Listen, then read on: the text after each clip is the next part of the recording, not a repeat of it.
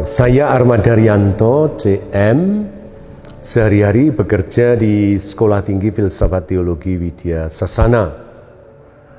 Saya salah satu penulis dari buku-buku yang diterbitkan oleh penerbit Canisius.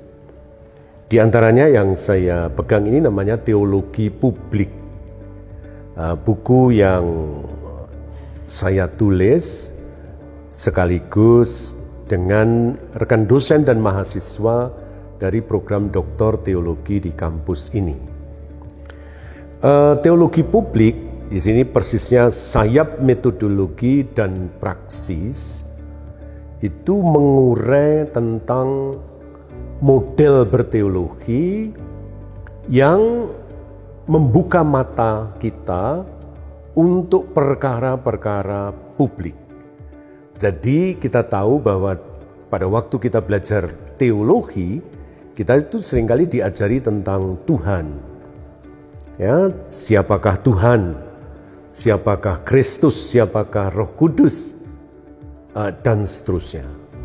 Dengan devosi, dengan sakramen, dengan gereja, ya, yang semuanya itu sungguh-sungguh merupakan penjabaran dari iman Katolik kita. Tetapi seperti juga yang disampaikan di dalam salah satu tulisan yang saya buat dari seorang teolog bernama Johann Baptist Metz. Kalau orang beriman itu dia harus beriman sekaligus dengan mata yang melek. Nah ini, mata yang melek. Kalau berdoa itu tidak boleh memejamkan mata, melainkan kita harus membelalakkan pandangan kita kepada apa yang menjadi pengalaman suka duka dari masyarakat.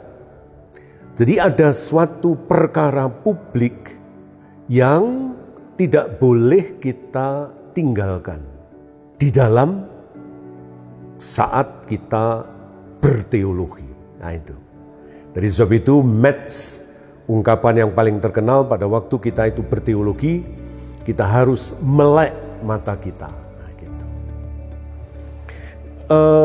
Inti dari yang disebut berteologi dengan mata melek berarti kita sebagai orang yang beriman kepada Kristus mesti bertanya pengalaman duka dan kecemasan masyarakat kita itu apa hari-hari ini.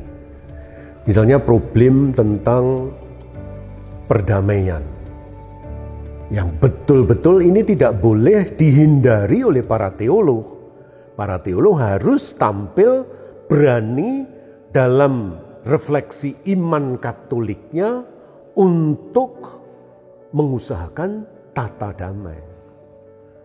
Lagi, misalnya problem tentang perdagangan manusia atau orang seringkali menyebut dalam bahasa Inggris human trafficking. Perkara yang berurusan dengan diskriminasi terhadap minoritas. Perkara yang terkait dengan penelantaran orang-orang miskin yang ada di pedalaman, orang-orang cacat atau difabel, dan seterusnya yang dilupakan oleh negara. Perkara terkait dengan ketidakadilan. Perkara terkait dengan merebaknya problem korupsi, kolusi, nepotisme, dan seterusnya yang berurusan dengan hukum. Nah ini ahli teologi atau kita mahasiswa teologi tidak boleh menghindar dari perkara itu. Nah inilah kepentingan dari buku teologi publik. Nah, jadi buku ini tentu saja secara ekstensif dan diupayakan mendalam terkait juga dengan pendekatan biblis, tapi juga mengurai katakanlah begitu praksis berteologi.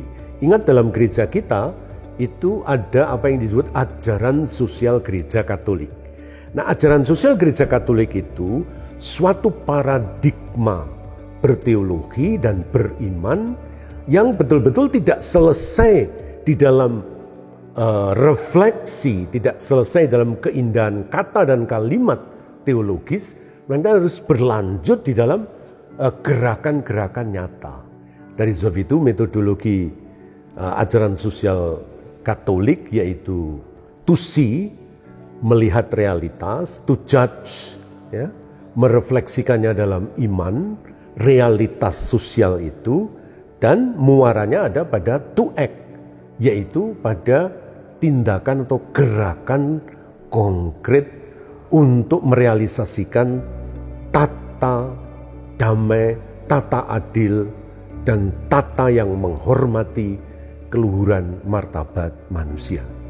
Dan itu tugas teologi, tugas para teolog, tugas para mahasiswa, mahasiswi teologi, tugas gereja kita. Buku ini membawa kita kepada poin itu.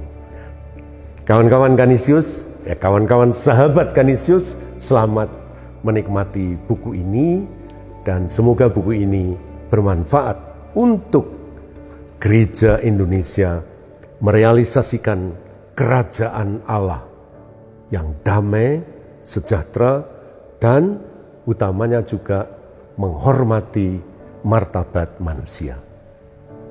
Terima kasih.